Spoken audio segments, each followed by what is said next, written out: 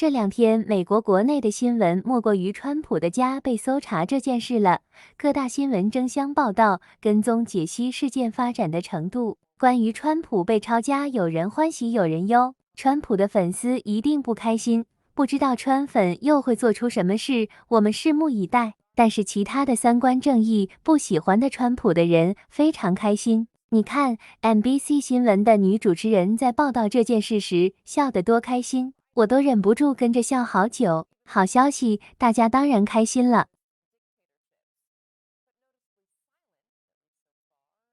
下面看 NBC 的主持人连线相关人士的视频。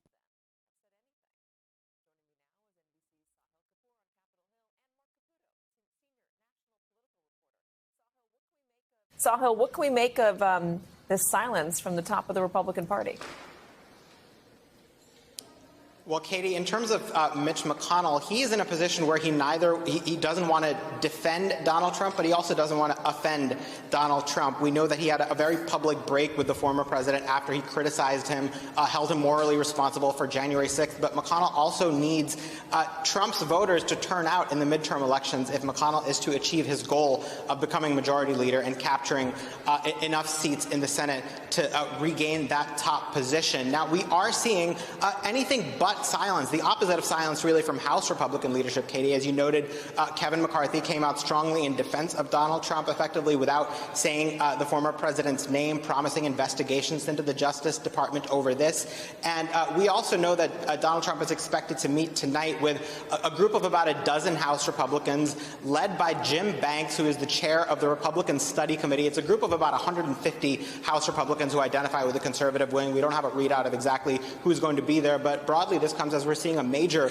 coalescing within the Republican Party around Donald Trump. That includes some who are on the outs of Trump world, like Vice President Mike Pence, who was pushed out after he refused to go along with the plot on January 6th. That includes Governor Ron DeSantis of Florida, who's being drafted, encouraged by some conservatives to challenge Trump in 2024, going along with that narrative that this is a politically motivated move by the Justice Department, which is not something that we have evidence for. I want to be very, very clear about that. But that is the emerging narrative on the right as we speak.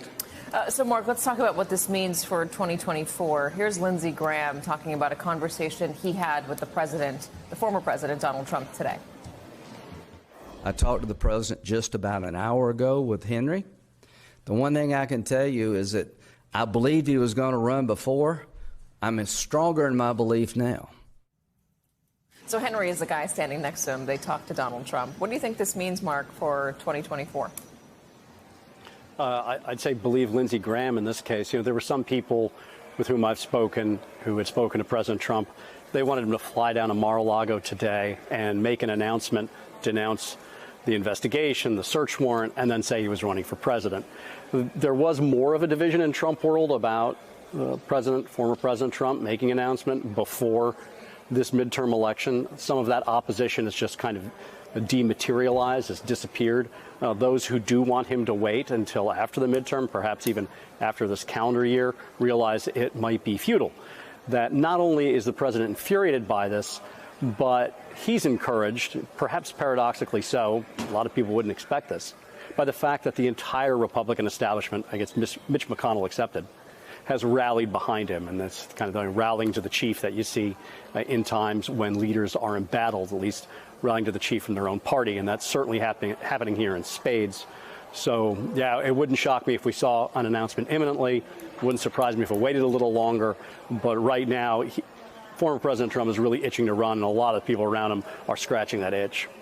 Mark Caputo from what looks like, or used to look like at least, the future, otherwise known as the Telemundo newsroom with all those monitors. Yes, it is. And Sahil Kapoor, thank you very much. Just to be clear, that was Henry McMaster that Lindsey Graham was standing next to, the governor of South Carolina. All right, gentlemen, thank you very much.